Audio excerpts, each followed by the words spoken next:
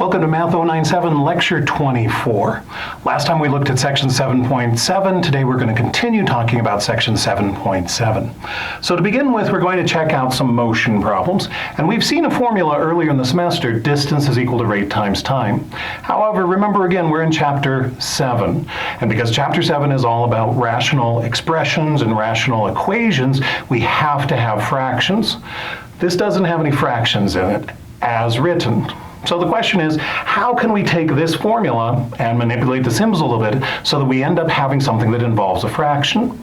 Well, if we take this basic formula, distance is equal to rate times time, and divide both sides by the rate, we're going to get the distance divided by rate is equal to time. However, if we go back to this original equation and instead of dividing both sides by the rate, divide both sides by time, we're going to get the distance divided by time is equal to rate.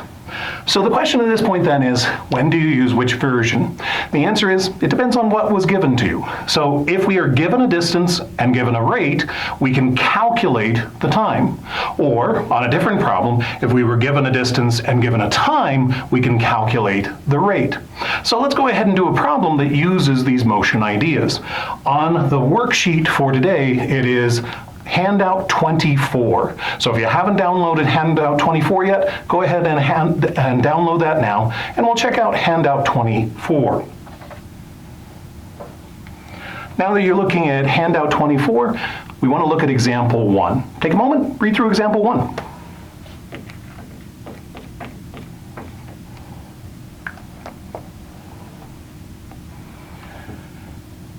As you read through example 1, there's a lot of information given to us here. So we want to somehow take all that information and organize it. And a nice way of doing that is to put it into a table. So the question then becomes, what will our table look like? Well, we're going to have a variety of different rows and columns here. And let's start with our our column headers.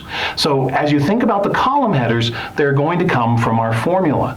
Distance is equal to rate times time. So we're going to have a column for distances, we're going to have a column for rates, and we're going to have a column for times.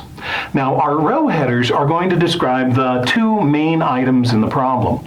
So if you have Jack going up a hill and Jill going up a hill, you would talk about Jack on one row and Jill on the other. However, on this particular problem, we have one person, and we have, I believe, Nancy. Yes, Nancy. And Nancy is doing two different things.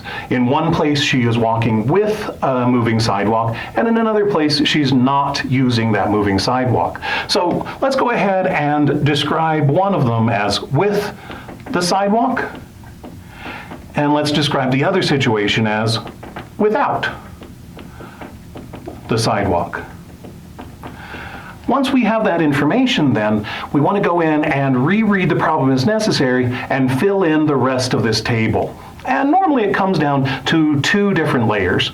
Layer number 1, you fill in all the numbers you can. Layer number 2, then, you have to realize there are going to be some variables in the problem. So you figure out where those variables are and use the variables to help you finish the table.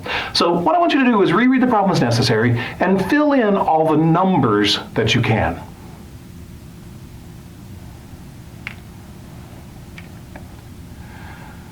One of the things they told us was that Nancy with the sidewalk had a distance of 120, and without the sidewalk, she had a distance of 52. Now, everything else in this table is going to involve a variable.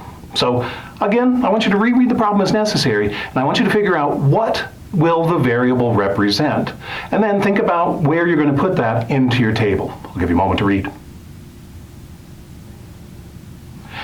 If you struggled with that part of the problem at all, always remember that the last sentence will almost always tell you the variable that they're looking at. So at the end it says, how fast does Nancy walk? How fast does she walk is talking about a rate. And since they're talking about how fast Nancy can walk, it's not asking with the sidewalk, it's talking about without that sidewalk. So in fact, the variable that they're interested in on this problem is Nancy's speed without the sidewalk. So we're going to put an R there. Now that we have that R, we can fill in the rest of this table. Well, let's start with the rate with the sidewalk. They told us that the sidewalk itself can go at 2 feet per second. Well, if she can walk r all by herself and the sidewalk is going to give her an additional boost on her speed, we're going to have r plus 2 for her speed with the sidewalk. Now we're ready for that time column. Well, again, as I said earlier, if we are given a distance and a rate, we can calculate a time. So here we have a distance, here we have a rate. Let's figure it out. So we can take distance and divide that by rate, and that's going to give us our time. So distance with the sidewalk was 120, rate with the sidewalk was r plus 2, so the time is going to be the division problem, 120 divided by r plus 2. Without the sidewalk, we're going to do the same thing. Distance of 52, rate of r, we have the division over here, 52 divided by r. Now, as you look through this problem, it says that it takes her the same time to do both of these items. Same, another word we could use is equal. So they're telling us the equation for this problem. The time with the sidewalk has to equal the time without the sidewalk. And guess what? We have a rational equation. And once again, section 7.6 tells us how to solve this kind of rational equation. So we're going to find the LCD. Left-hand side, we have a factor of r plus 2. So we're going to have an r plus 2 factor in our LCD. Right-hand side, we have a factor of r. I don't already have a factor of r, so I'm going to put that factor of r in. Now, I'm going to go ahead and put it in front because that's the traditional place you would put a factor like r. So we have r times r plus 2 as our LCD. Now, remember once again from section 7.6, we're going to multiply every single fraction, every single rational expression, by that LCD. So we're going to have r times r plus 2 times our left-hand side. And we're going to have r times r plus 2 times our right-hand side. On the left-hand side is the r plus 2's that are going to cancel. On the right-hand side is the r's that are going to cancel. So we're left with 120r on the left-hand side. And on the right-hand side, we have 52 times the quantity r plus 2. Now, once again, remember that we should be at a point right now where there are no denominators. If you still have denominators at this point, something went wrong earlier, and you want to go and fix whatever you need to fix. At this point, we're good. We'll move forward. So left-hand side, still 120r. Right-hand side, distribute the 52. We're going to get 52r plus 52 times 2. Looks like we're going to have 104. Now I have an r term on the left-hand side, an r term on the right-hand side. We can bring those together. So if I subtract 52r from both sides, we're going to get 68r. That's equal to 104. So at this point then, to get that r alone, we need to divide both sides by 68.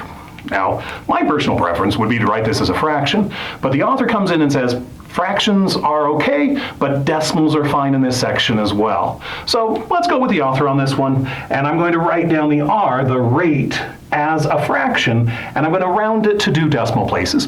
In general, the author tells you in the MyLab math system how he would like you to round. So make sure you read the directions. If he says he wants you to round to 2 decimal places, do that. If he says round to 3, go ahead and do that. So I'm going to round to 2 decimal places, and with 2 decimal places, I'm going to get 1.53. So now that I have that then, once again, 2 questions at the end of every application problem. Question number 1, have I answered every question that was asked?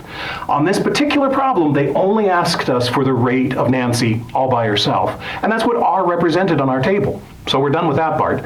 So the second part, the second question you ask at the end of every application problem is, what's happening in terms of units? So we want to go back and find a rate that was used earlier in the problem and write down the unit that was used for that. We had a rate of feet per second. So we want to use that same thing. So if you want to, you can write down the whole phrase, feet per second, as written on the problem earlier, but you can also abbreviate a bit. FT for feet, per with a division slash, and SEC for second. And there we have our final answer for the problem. Her rate is about 1.53 feet per second. At this point, we're done with example 1. We're ready for a new video.